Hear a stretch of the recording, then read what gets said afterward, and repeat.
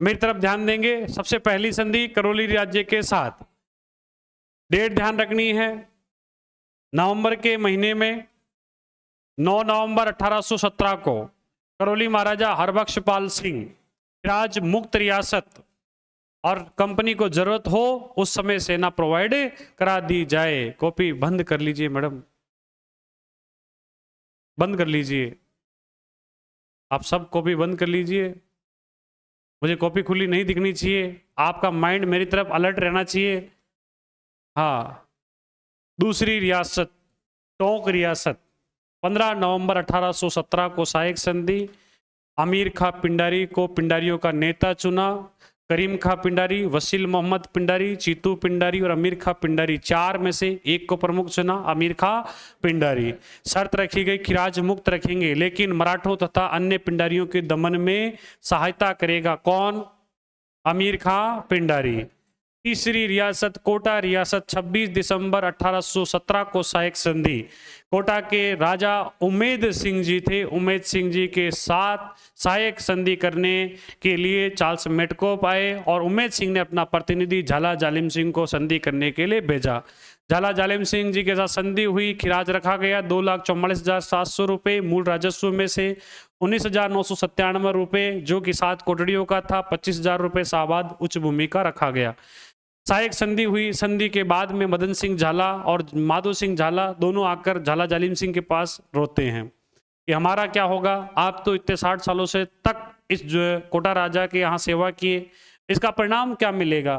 तो झाला जालिम सिंह कर्नल टोड के पास जाता है, सहायक संधियों के अंदर अनुपूरक धारा जुड़वाता है, पूरक धारा जुड़वाता है, गुप्त धारा जुड़वाता है और गुप्त धारा जोड़ी जाती है 20 फरवरी 1818 को। इस संधि के अंदर कहा जाता है कोटा के राजा उम्मेद सिंह एवं उनके वंशज कोटा के शासक बनेंगे, जबकि झाला जालिम सिंह एवं उनके वंशज कोटा के प्रशासक बनेंगे। इस संधि के बाद विवाद बढ़ गया, नया राजा बना किशोर सिंह।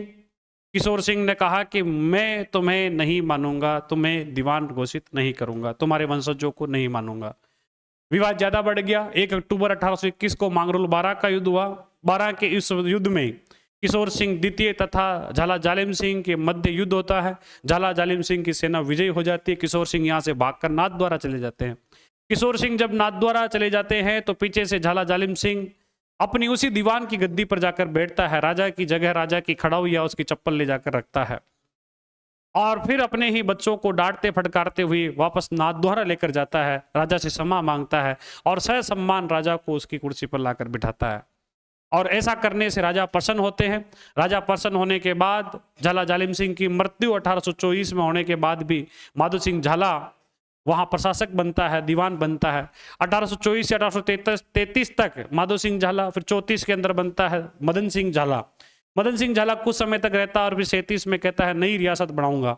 37 में नई रियासत बनाता है झालावाड़, 17 परगने तोड़ता है कोटे से और कोटा से बनाया हुआ फिर झालावाड़। 38 में अंग्रेजों की मान्यता मिली और इसी वर्ष 10 अप्रैल 1838 को अंग्रेजों ने इनके साथ संधि भी कर ली। तो वो झालावाड़ की संधि थी। कोटा के बाद हमने चौथी जगह देखी जोधपुर रियासत के साथ संधि। 6 जनवरी 1818 को सहायक संधि होती है। 6 जनवरी को यहां संधि करने वाला मानसिंह कौन है? मानसिंह। मानसिंह के साथ चार्ल्स मेटकोप संधि करता है। मानसिंह संधि करने खुद नहीं जाता है, अपने बेटे कुंवर छत्र सिंह, व्यास बिशनदास, व्यास अभेश दास को भेजता है।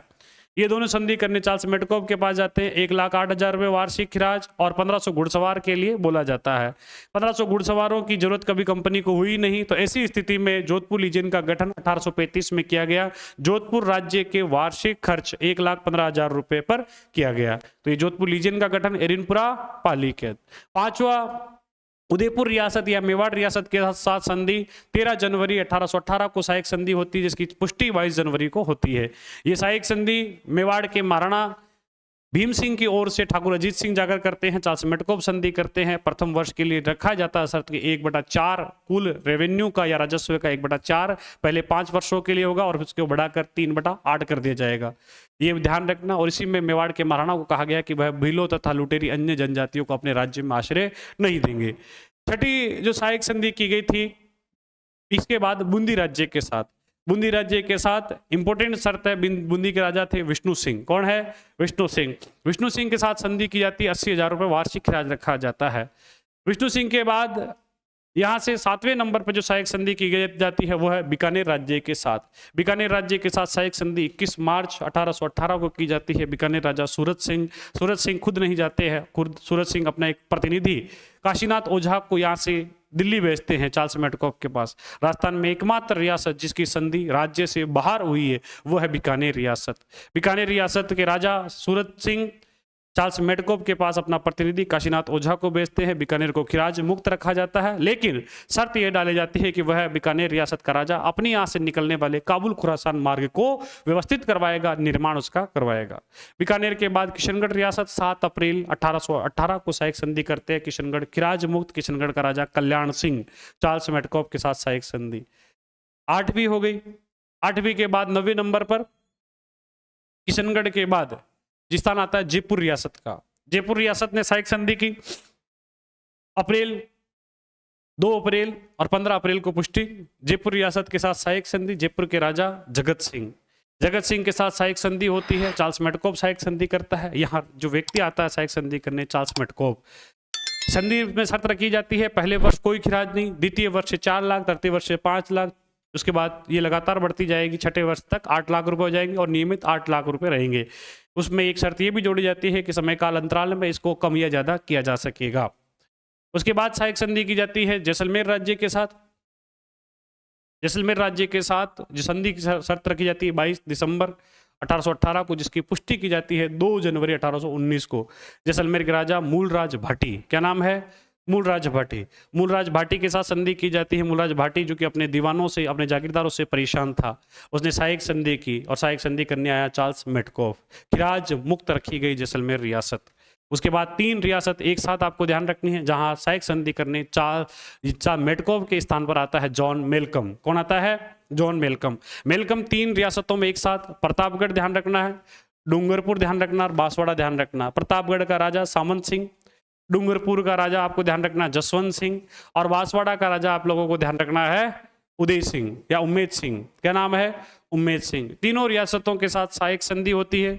ये सहायक संधि आपको ध्यान रखनी है 5 अक्टूबर, फिर 11 दिसंबर और फिर 25 दिसंबर। तो इस प्रकार तीनों रियासतें क्रम में ध्यान रखना, एक साथ याद करना। एक ही व्यक्ति सहायक संधि करने आया है, जॉन मेलकम। जॉन मेलकम मध्य भारत में यहाँ संधियां करने के लिए अपॉइंटेड था, और यही इसी स्थान इन तीनों रियासतों के साथ एक शर्त रखी गई कि है खानदेशी, लुटेरी या अन्य जो जनजातियां हैं इनको यहाँ आश्रय नहीं देंगे। फिर हमने एक संधि की शर्त पड़ी सिरोही के साथ। सिरोही के साथ संधि की गई सितंबर के अंदर 1823 में।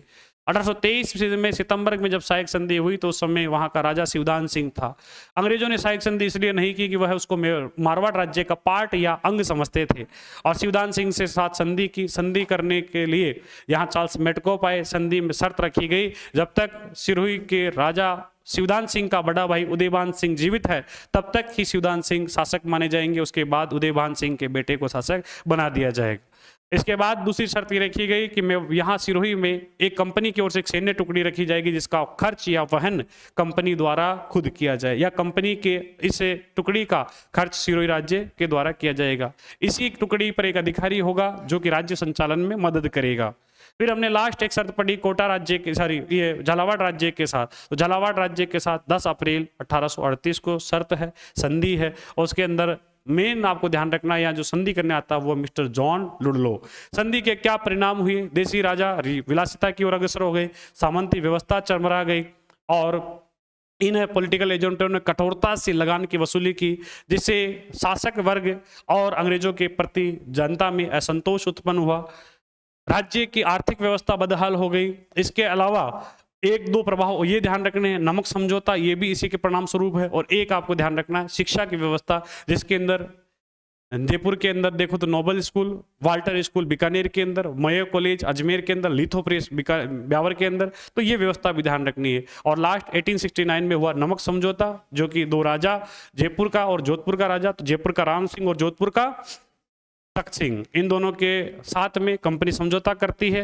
वाल्टर जो कि भरतपुर का रेजिडेंट था, उसने घोषणा की कि जब कंपनी नमक पर एकाधिकार उत्पन्न कर लेगी तो 3 लाख की बजाय 40 लाख रुपए वार्षिक कमाएगी। और 1869 में सांबर की झील पर नमक का एकाधिकार किया और उसके बाद में कंपनी ने प्रति वर्ष या पहले वर्ष ही 33 लाख रुपए प्रॉफिट या मुनाफा कमाया। ये आपकी सहायक संध्या रिवीजन कंप्लीट। Thank you.